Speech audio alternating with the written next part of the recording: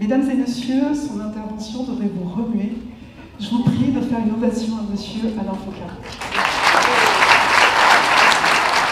Je suis très impressionné également qu'on m'ait invité ici parce que je pense qu'il prend des risques. Puisque, comme elle l'a dit, j'ai la fâcheuse tendance de me fâcher très souvent avec ceux qui m'ont invité. Généralement, on ne finit pas le repas ensemble. Je suis arrivé dans ce pays il y a 41 ans maintenant, venant de mon Cameroun natal, avec mon bac. Et je venais faire des études de journalisme. Je me suis retrouvé à faire des études de journalisme et de sciences politiques dans une école que le Premier ministre a fréquenté et aime bien. Moi, j'ai détesté, particulièrement Sciences Po. C'est un souvenir que je garde pas dans mon esprit. Et je me suis retrouvé dans les médias où j'ai dû apprendre à parler comme les autres, à dire des choses très ampoulées, très bien, et à penser comme eux, jusqu'à ce que je me rende compte que j'étais en train d'être façonné de la même façon. Et je suis parti d'Europe 1 et de la 5 de Berlusconi, et je suis entré dans une maison qui est une maison internationale, on l'appelle la Radio Mondiale, peut-être parce qu'elle parle au plus grand nombre, où je tissonne un peu parce que maladivement je suis resté africain. Mais bon, ça c'est ma vie, tout le monde s'en fout de toute façon. Ce qui m'a amené, c'est que je ne veux pas parler comme on parle ici généralement, avec des chiffres, avec des graphiques, avec des choses savantes qui sont absolument utiles, importantes, parce qu'il faut des Lionel pour construire notre structuration. Je vais parler comme celui que je rencontre tous les jours, comme ceux que j'ai rencontrés sur le terrain pendant ces 35 dernières années. J'ai pris sur moi de dire il faut que l'histoire de la chasse cesse d'être racontée par le seul chasseur, parce que j'ai commencé un magazine il y a 29 ans aujourd'hui, l'histoire, Archives d'Afrique, qui est né dans des circonstances assez singulières. Comme vous, j'ai lu dans un document d'histoire que Jean-Bédel Bokassa était un anthropophage, qu'on avait trouvé dans son frigo des morceaux de viande humaine fourrés à la banane. Quand on entend ça, on a forcément envie de détester Jean-Bédel Bokassa. On se dit, mais c'est pas possible, comment il peut faire ça? Et puis je suis bantou et je me dis, mais j'ai jamais entendu qu'on mangeait de la chair humaine à la banane. Il y a un truc qui doit quand même, qui a dû m'échapper. Et dans ce journal, qui est un journal qui est un grand magazine français, qui l'a publié, avec la photo de Bokassa en couverture, je suis allé voir ceux qui avaient fait ce reportage. Personne n'a pu me présenter le monsieur qui avait écrit ce papier qui disait qu'on mangeait de la chair humaine fourrée à la banane. Et je suis allé à Bangui, j'avais la chance d'aller à Bangui, c'est pas un voyage extraordinaire, je vous l'accorde. Bangui, il faut aimer. Et pendant 2 semaines, j'ai cherché qui était le cuisinier de Bokassa qui avait donné l'interview. Je voulais voir ce phénomène qui faisait de la chair humaine fourrée à la banane. Et au bout de 2 semaines, j'ai pu rencontrer le cuisinier de Bokassa. Et quand je lui ai dit le nom du journal, je ne vais pas être attaqué en justice, mais bon, chacun sait voir de quel journal je parle, il m'a dit, je ne fais pas de sport, parce que le journal porte le nom match aussi. Et je lui ai dit, non, il ne s'agit pas de sport. Comment vous faisiez la chair humaine fourrée à la banane? Et le vieux s'est mis à pleurer, en disant, c'est de la sorcellerie ou quoi? J'ai dit, mais vous avez dit ça dans ce journal? Je lui ai présenté le journal. Il m'a dit, j'ai jamais parlé à un journal, je ne suis pas célèbre pour parler à un journal, etc., etc. Je suis retourné à Paris pour chercher le journaliste qui avait signé cette merveilleuse enquête, parce que c'était écrit enquête. Ça fait bien enquête. Et le monsieur avait quitté le journalisme et était dans la location des bateaux à Sète. Je suis allé le voir à Sète. Ce que je vais dire est quand même assez sérieux. Il m'a dit, moi j'ai jamais écrit cet article. On a payé à mon magazine pour le publier. Et l'histoire, elle est simple. Bokassa, fâché avec Giscard, il fallait qu'il s'en aille. De la pire des façons, il fallait que nous ensemble, nous le détestions. Et Bokassa avait pour diamantaire quelqu'un qui vient de décéder d'un cancer fulgurant, qui était un grand ministre de notre pays, qui est devenu riche, personne n'a jamais demandé comment il s'est enrichi. Était le diamantaire qui vendait, soi-disant, les diamants Bokassa sur le marché d'Anvers. Il s'est enrichi avec les diamants Bokassa et quand il a fallu se débarrasser de lui, Giscard et lui se sont arrangés pour qu'il devienne un anthropophage. Et c'est devenu un cours d'histoire que l'on vous a cerné et tous nous avons détesté Bokassa. Oh, il n'était pas tellement fréquentant Bokassa. Pour devenir empereur, il fallait avoir un grain. Mais nous l'avons détesté avec la plus grande force.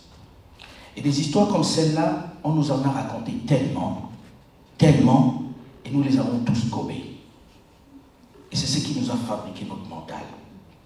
Et à chaque fois où on dit corrompu, dès qu'on dit ça d'un chef d'État africain, allez, on est tous debout contre lui, tous vent debout contre lui. Jamais on a dit, mais pour qu'il y ait un corrompu, il faut qu'il y ait un corrupteur. Et le corrupteur est toujours le même. Et quand il a décidé de tuer le corrompu, il se sert de son média. Et nous le coupons. Peut-être qu'il faudrait que nous aussi, on raconte ceux qui sont venus corrompre chez nous. Et c'est là où l'histoire doit être renversée. Et pendant les 29 années où j'ai fait Archives d'Afrique, je n'ai rencontré que des constructions qui travaillaient à faire que nous pensions que nous avions ou une case en moins, ou un chromosome en moins, quelque chose dans ce style, qui faisait que nous ne soyons que des corrompus, des incapables, mais incapables d'élaborer quoi que ce soit.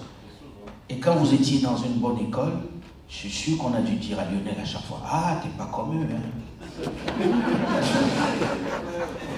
Je pense que vous avez dû avoir ça dans plusieurs circonstances, hein, Gaëtan. À Bordeaux, on a dû te dire, non, t'es pas un noir comme les autres, t'es plus intelligent. C'est pour ça que j'ai détesté Sciences Po. Tout ça pour dire qu'il faut que nous prenions notre narratif à nous. J'arrive ce matin de Bangui. Je viens de Bangui ce matin où j'ai fait l'interview du président Touadéra. Oh, pendant plusieurs semaines, on parlait de Touadéra ici.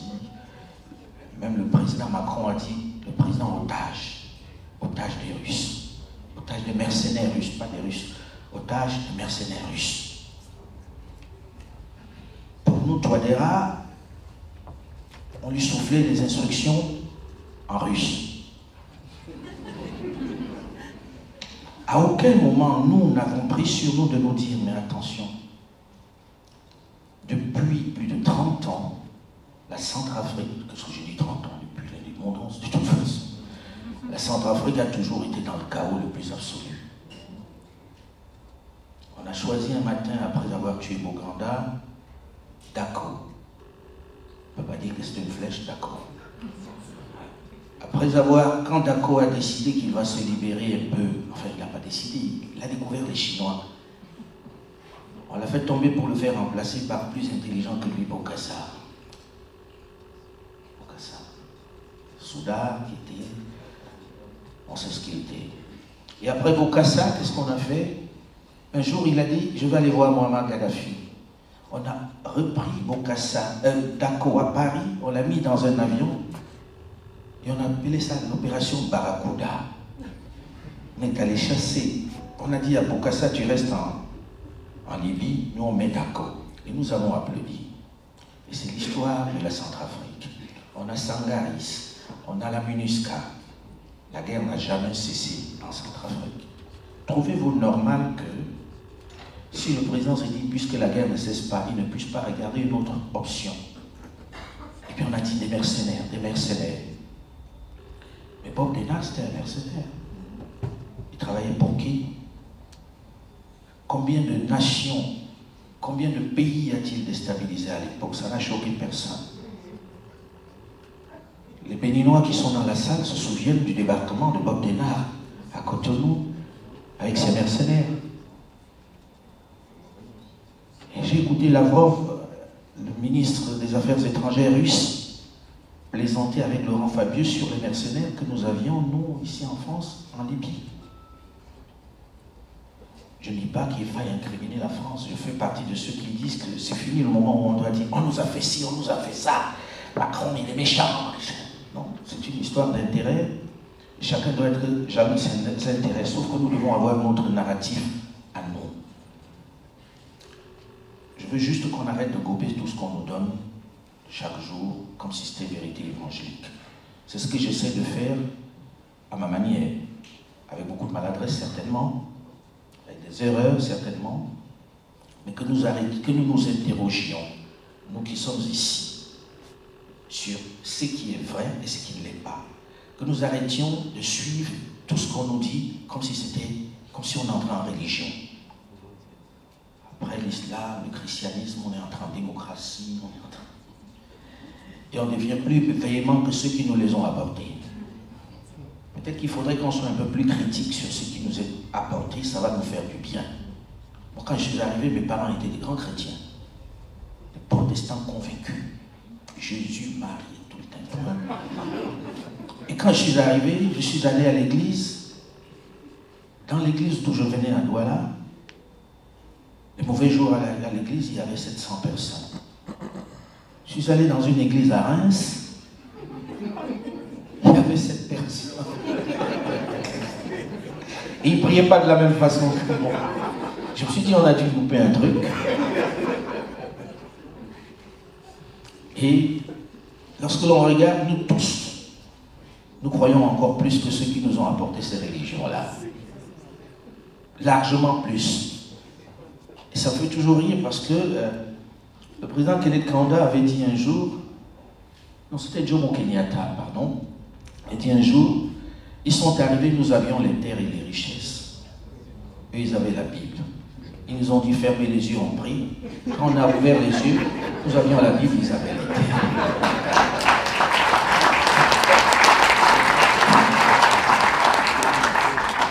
Peut-être qu'il faudrait qu'on récupère nos terres. C'est plus utile. Dieu aime qu'on soit riche aussi. Hein? Peut-être qu'il faudrait qu'on y pense. Je voudrais juste dire, quand Elie m'a invité, je me suis dit, est-ce que je viens? Je ne suis pas sûr que j'ai bien fait de venir. Ça fait 40 ans on fait des discours, on se réunit dans des maisons, tout ça, on reconstruit l'Afrique. On va faire ci, on va faire ça. Tous réunis comme on est, on n'a pas construit une école, une église, j'en sais rien, une banque. On cause, on écrit, surtout les francophones. On cause. Et pour se donner bonne conscience, on dit, vraiment la France là, je ne comprends pas. Pourquoi ils nous détestent à ce point? Et chacun se console avec ça. Quand est-ce qu'on se réunit pour faire quelque chose de concret? À quel moment on se lève, on arrive à Abidjan, à Cotonou, à Niamey, et on dit voilà la banque de la diaspora.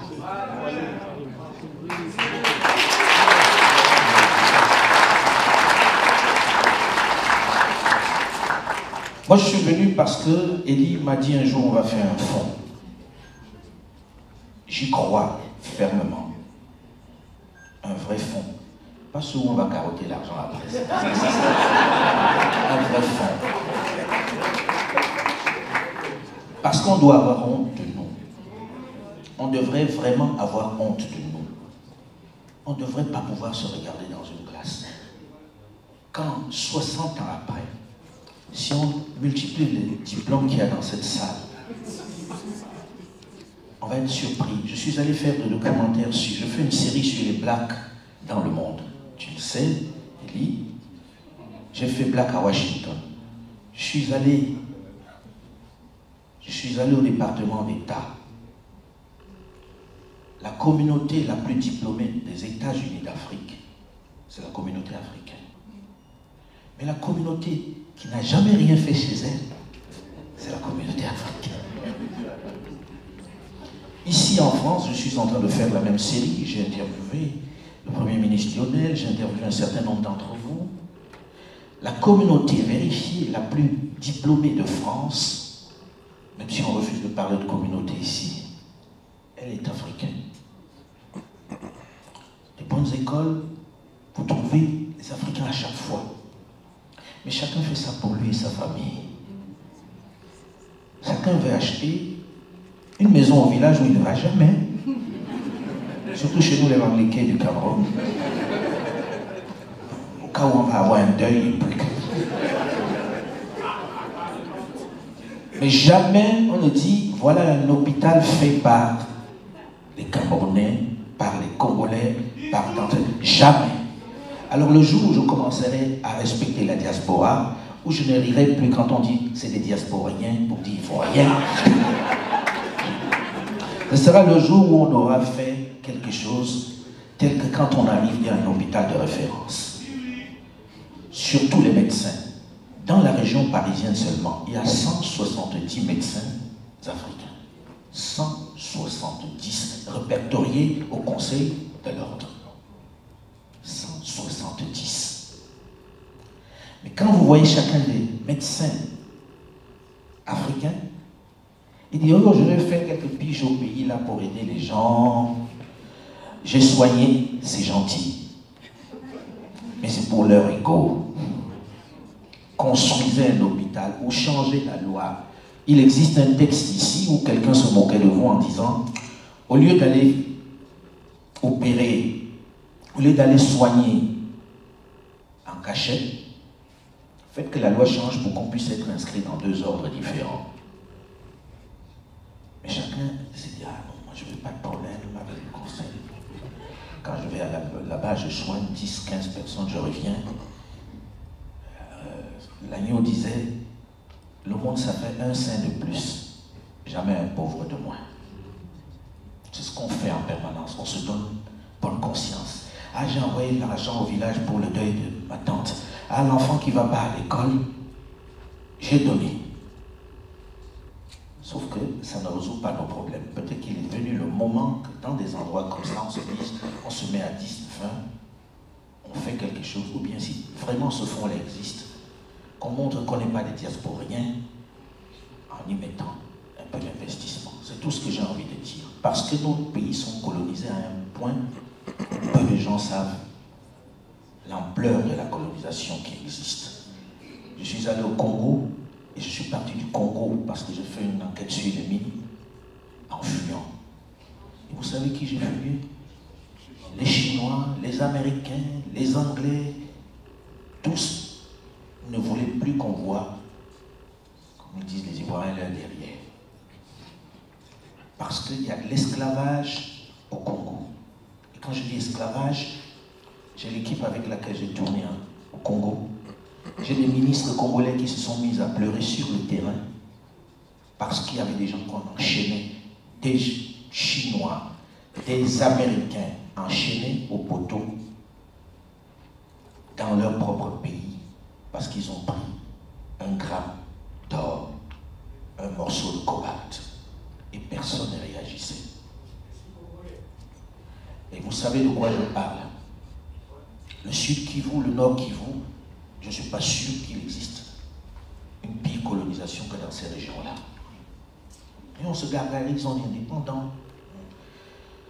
Je ne sais pas où est cette indépendance, mais vous qui êtes ici, aidons notre continent à trouver cette indépendance-là, la vraie. Et en devenant riche et en investissant pour de vrais chez nous. En finissant avec ce rapport un peu compliqué que nous avons avec l'argent dans le monde latin. Où on déteste ceux qui ont de l'argent, mais on veut tous avoir de l'argent. Essayons d'en avoir aussi. Il vaut mieux faire envie que pitié. Et les jeunes l'autre jour ont montré qu'ils ne veulent pas qu'on parle d'aide, mais de coopération, de partenariat. Mais pour qu'on fasse un partenariat, il faut quand même qu'on mette la main à la poche. Un petit peu, quand on ait quelque chose dans la poche, alors cotisons-nous et donnons-nous rendez-vous dans 1 an pour dire on va ouvrir un hôpital, peut-être à Niamey, peut-être à Brazza, avec l'argent qu'on aura cotisé. Si on a fait ça, on va gagner du respect. Mais si on n'a pas fait, de la même façon que je tire sur les autres, je ne vais pas me gêner. Voilà. Merci. Merci.